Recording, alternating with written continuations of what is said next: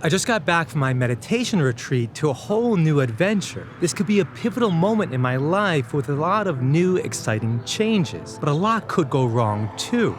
And I think I need my meditation now even more than ever.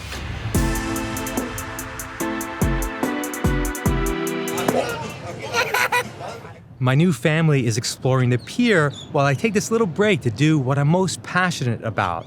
I hope she's okay with this hobby of mine. All the meditation I've been doing lately, and in fact all of my spiritual practice, is for the ultimate goal of self-realization, or what's been referred to as enlightenment. Rupert Spira teaches that enlightenment is the ordinary realization of our true nature.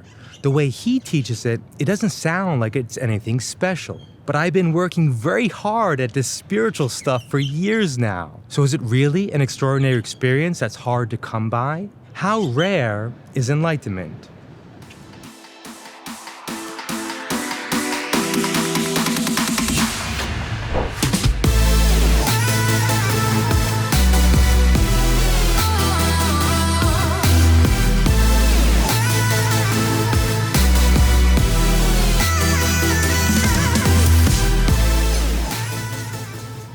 The reality of our normal experiences is said to be illusory. It's not ultimately real. Now, of course, we can't deny the existence of the world around us in all of our seemingly physical experiences. And trust me, all these new experiences I'm having right now seem very real to me. But it's supposedly all based on something even more real and can be seen as a reflection or representation of that reality. What we think we are in these limited minds and bodies is not what we really are. It's like when we have a nightly dream and are fully identified with our dream character and the world they're living in.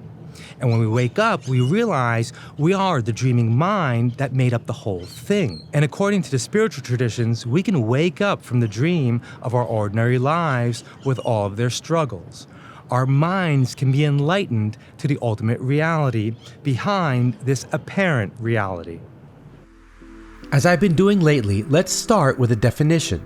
The definition of enlightenment by Rupert Spira. Enlightenment is the recognition that our true nature, the essential experience of being aware or awareness itself, does not share the limits or destiny of the body. This realization of our naked being, as Rupert calls it, before it's qualified by any description, becomes a felt understanding that is then gradually integrated into every part of our daily lives.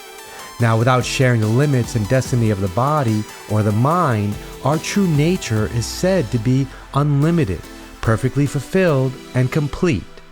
And if we can realize this in our ordinary experiences and be established in that knowing, then we would experience an unshakable peace and fulfillment.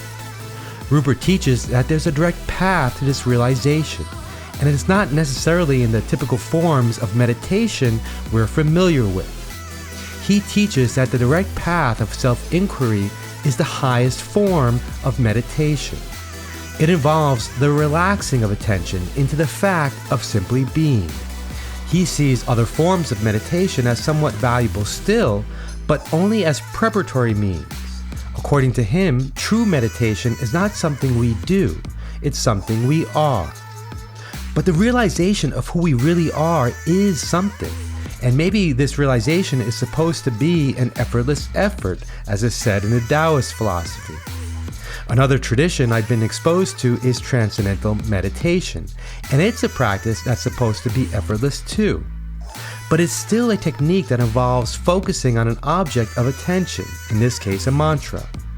According to Rupert's non-dual teachings, there's an even more direct approach. It doesn't involve focusing the mind, devotional practice, or any esoteric understanding.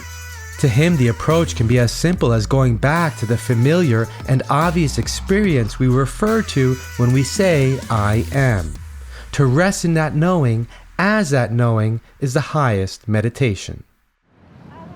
To illustrate just how direct this approach is, here's a video clip of me asking Rupert why such a big deal is made of enlightenment, and if, unlike other spiritual teachers, can he honestly say that he's enlightened?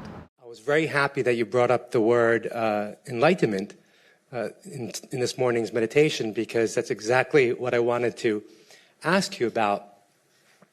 Because as your definition of the recognition or the revelation of the nature of our being, it seems like we would be walking around with a lot more enlightened beings than Hinduism and Buddhism would give credit for. So I imagine there must be a discrepancy with the definition. For example, I loved your interview with Swami Sarvapriyananda. Now here's a guy, a monk, that's dedicating his life to this enlightenment project in a tradition that would say that the odds of him achieving it in this lifetime are very rare. And he himself says he's not enlightened. So I don't want to be too provocative, but it would go a long way to dismiss the notion of an extraordinary, rare experience that this is. If, for example, you were to answer the question, are you enlightened? Only being is. No person is ever enlightened, and being is not enlightened, because being just is the light of the self. You see, it's Anthony. Yes.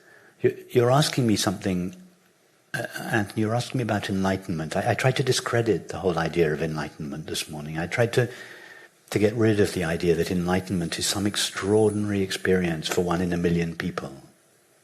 I just don't think like that. I don't think that I'm enlightened as a person. I don't think Ramana Maharshi was enlightened as a person. I think being is the light of the self, and I think it shines equally brightly in all people. When I look at you, that's all I see is just 100 and... how many are we? 110, 120 enlightened beings.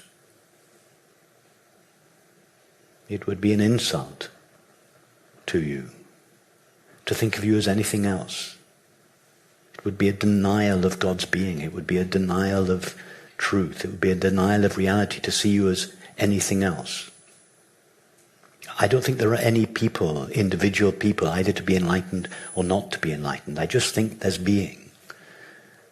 And everything and everyone shines as that being. That's all I see when I see you.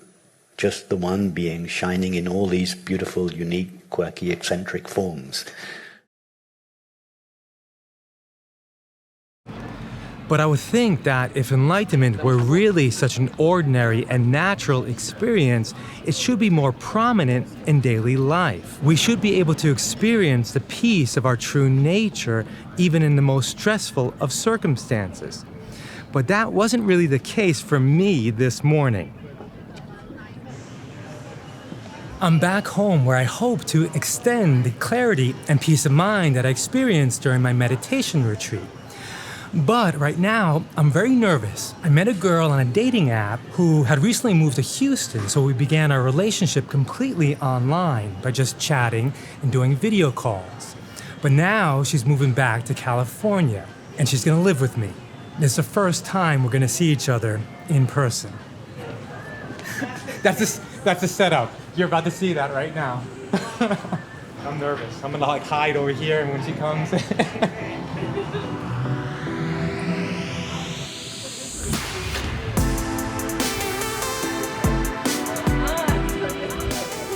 You see, so I do these videos sometimes. Let's see how we... Oh, you're beautiful. You look... We'll be good on camera together. What do you think? Yeah. I don't know. I can see.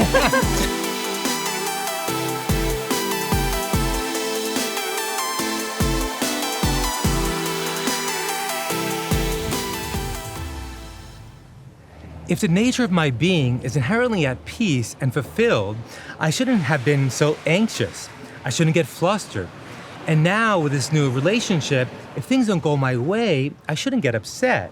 Or maybe, as I heard Rupert say in a recent video, only my resistance to my current situation would get me upset. He says that all unhappiness is resistance to experience. And I can just say yes to all experiences, even negative emotions. I can allow my mind to feel the innate resistance-free openness of pure awareness. to still experience negative emotions, not trying to change them into positive ones, while at the same time taking a stance as a neutral witness of them all. But I don't know if I know what that would really be like, to be both disturbed and undisturbed. What does that mean? Maybe disturbed on the surface, but undisturbed at a deeper level?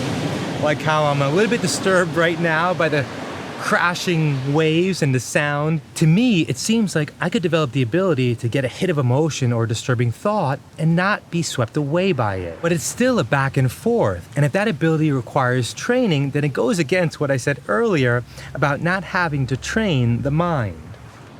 But even Rupert talks about 3 stages of enlightenment. First, it's a recognition of who we really are. And then it's a realization of the nature of who we are being perfectly at peace and completely fulfilled. But the third is to be established in this realization, to recondition our minds and bodies to be in alignment with the peace and happiness of our true nature. And that may be the hard part, and the part that takes time and development. So I guess it's back to my TM meditation. Like and comment if this resonated with you, and subscribe below to follow me on my journey. See you next time.